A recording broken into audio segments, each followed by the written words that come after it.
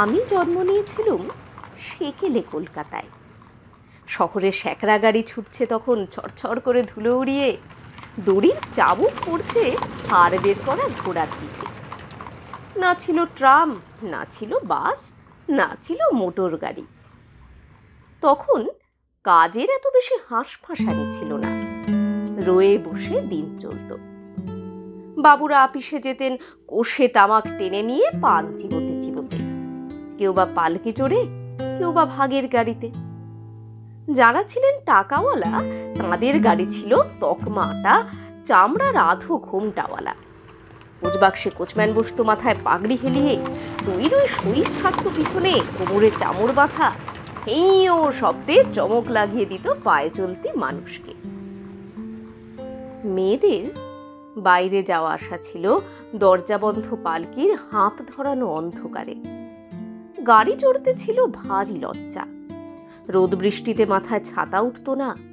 কোনো মেয়ের গায়ে সেমিজ, পায়ে জুতো দেখলে সেটাকে বলতো মেম সাহেবী, তার মানে লজ্জা শরমের মাথা খাওয়া।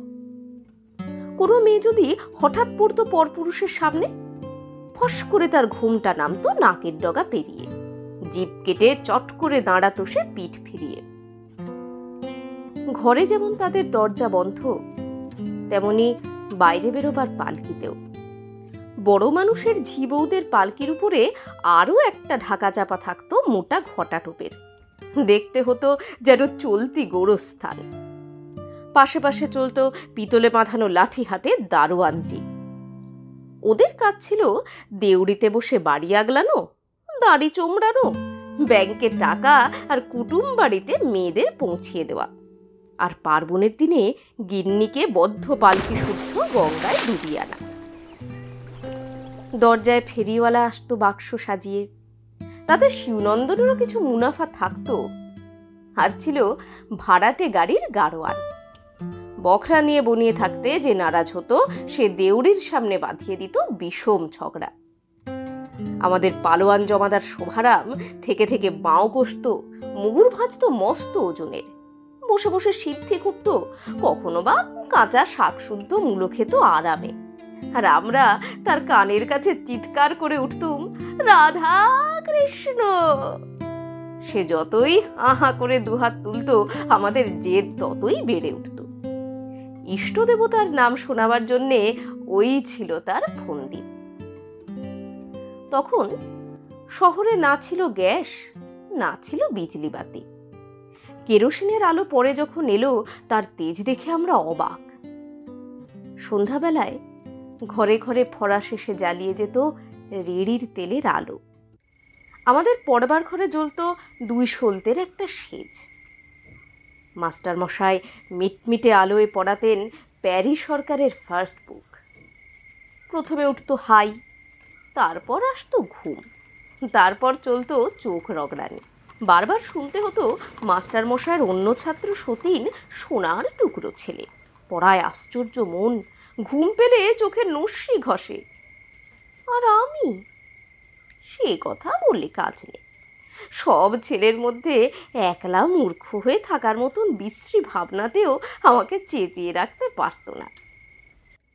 রাত্রি 9টা বাজলে ঘুমের ঘোরে ঢুলু ঢুলু চোখে ছুটি পেতুম।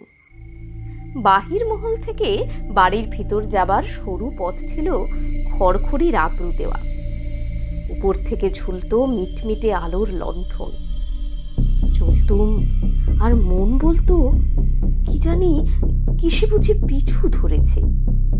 পিঠ উঠত শিউরে। তখন ভূত প্রেত ছিল গল্পে গুজবে, ছিল মানুষের মনের আনাচে কানাচে। কোন দাসী কখন হঠাৎ শুনতে পেত শাঁকচুন্নির নাকি সুর, দড়াম করে পড়তো আছাড় খেয়ে। ওই মেয়ে ভূতটা সবচেয়ে ছিল বদমেজাজি, তার লোভ ছিল মাছের পরে।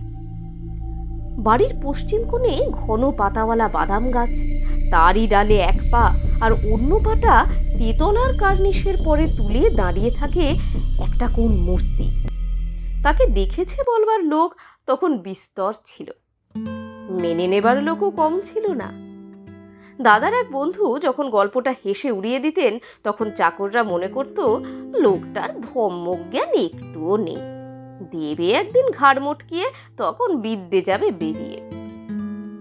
সে সময়টাতে হাওয়ায় হাওয়ায় আতঙ্ক এমনই জাল ফেলেছিল যে টেবিলের নিচে পা রাখলে পা সুরসুর করে উঠত।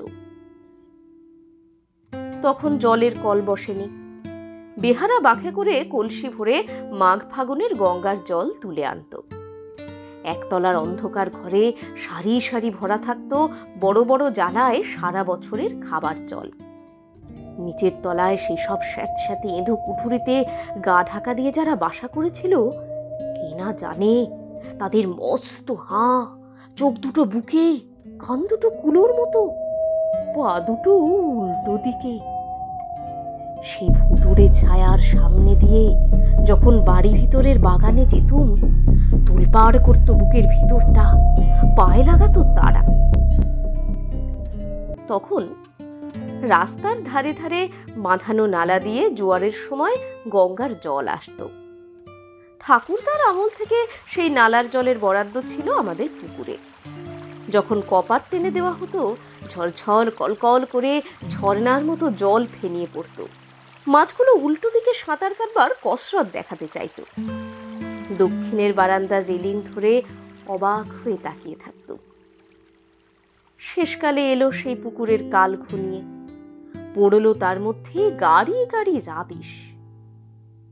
পুকুরটা বুঝে যেতেই পাড়া গাঁয়ের সবুজ ছায়া পড়া আয়নাটা যেন গেল সরে। সেই বাদাম গাছটা এখনো দাঁড়িয়ে আছে, কিন্তু অমন পা ফাঁক করে দাঁড়াবার সুবিধে থাকতেও সেই ব্রহ্মদত্তির ঠিকানা আর পাওয়া যায় না।